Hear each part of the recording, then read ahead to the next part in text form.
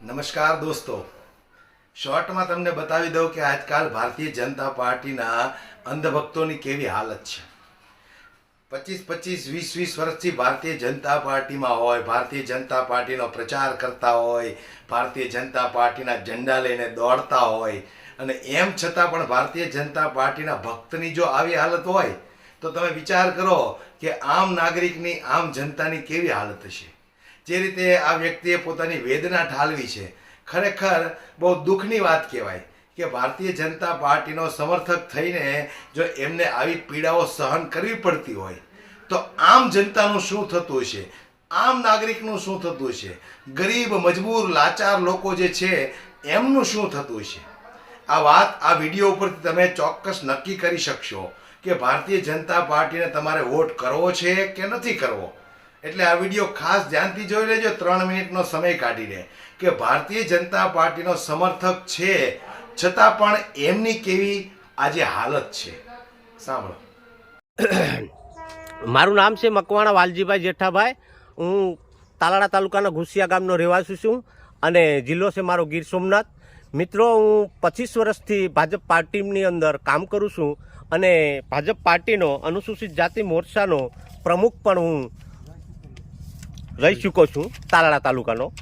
અને મિત્રો, મારે એક દીકરી છે, એનું નામ હતું સિદ્ધિ મકવાણા, બરાબર. એને થેલેસીમિયાની બીમારી હતી, એટલે મારી આર્થિક સ્થિતિ બહુ નબળી હતી, એટલે હું ઘણા બધી દવાખાના રખડ્યો, પણ ક્યાંય સારું ના થતાં મને એક એવી પૂનાની અંદર હોસ્પિટલ હતી, ત્યાં મેં જાણ્યું અને કહેવામાં આવ્યું તો ત્યાં કોઈ જાતના સરકારના કાર્ડ કે કંઈ હાલતું નહોતું.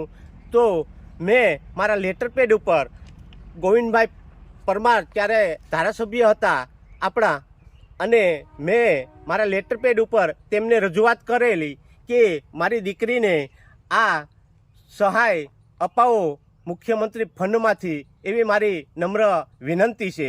તો મિત્રો, મેં 16/9/2016ના રોજ ગોવિંદભાઈને જાણ કરેલી મારા લેટર પેડ ઉપર.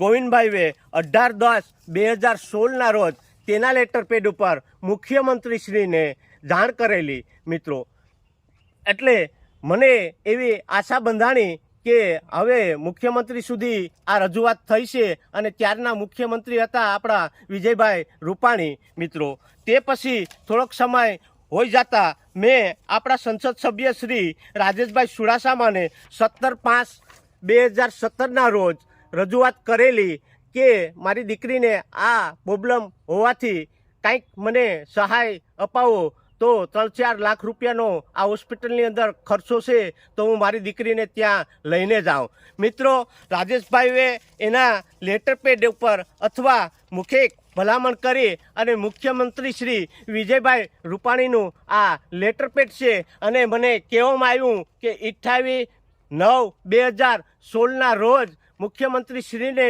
ભલામણ થઈ ગઈ છે અને આ કામ તમારું પ્રગતિ ઉપર છે.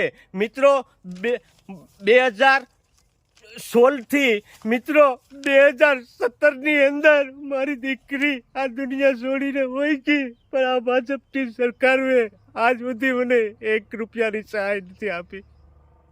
જો હું આ હોદ્દેદાર હોવા છતાં આ સરકારે, આ ધારાસભ્ય અને આ સંસદ સભ્યની રજૂઆત હોવા છતાં જો મને 1 રૂપિયાની સહાય નથી આપી અને મારી દીકરી મેં ગુમાવી દીધી છે, તો મારી આપ સૌને નમ્ર વિનંતી છે કે મિત્રો, આ ભાજપ પાર્ટી ખોટે ખોટા વસનો દે છે. 1 રૂપિયો કોઈ પણ આ 18 વર્ષમાંથી કોઈને આપવાની નથી. એટલે મારે આજે મારી દીકરીને હું આત્માને શાંતિ મળે એ રીતથી હું ઘેરે ઘેરે જઈ અને એમ કહેવાનો છું કે ભાજપ પાર્ટીને મત ના આપતા, આ પાર્ટી હાવ ખોટી છે. જો હું હોદ્દેદાર હોવા છતાં 25 વર્ષ આ પાર્ટીની અંદર કામ કર્યું, અને તો જો મને આ લોકોએ આટલી મારી દીકરી હોઈ ગઈ છતાં પણ આજની તારીખ સુધી મને સહાય નથી કે મને મદદ નથી કરી, તો મિત્રો, આમ આદમીની તો હું દિશા થતી છે. એટલે મારે 18 વર્ષને એક નમ્ર અરજી છે કે મિત્રો, આ ખોટા વસત પ્રલોભન આપી અને તમારી પાસે અટાણે મત લઈ જાહે, બાકી તમારું ગરીબ માણસાનું આ કામ નહીં કરે. એટલે જો મારી દીકરીને હાચી શ્રદ્ધાંજલિ તમારે આપવી હોય તો ભાજપને મત ના આપતા કોંગ્રેસને મત આપજો, અથવા કોંગ્રેસ ના ગમતી હોય તો તમે બીજી એક પાર્ટીને, ગમે એ પાર્ટીને તમે મત આપજો, પણ ખોટો મત ના વેડપતા. એટલે મારી તો એટલી વિનંતી છે કે આજ વખતે આ ભારત દેશની અંદર કોંગ્રેસની સરકાર મિત્રો આવવાની છે, તો અહીંથી પણ આપણે કોંગ્રેસના વ્યક્તિને છૂટાવીને જઈએ અને હીરાભાઈ જોટવાને મત આપજો, એટલી મારી નમ્ર અરજી છે. જય હિન્દ, જય ભારત.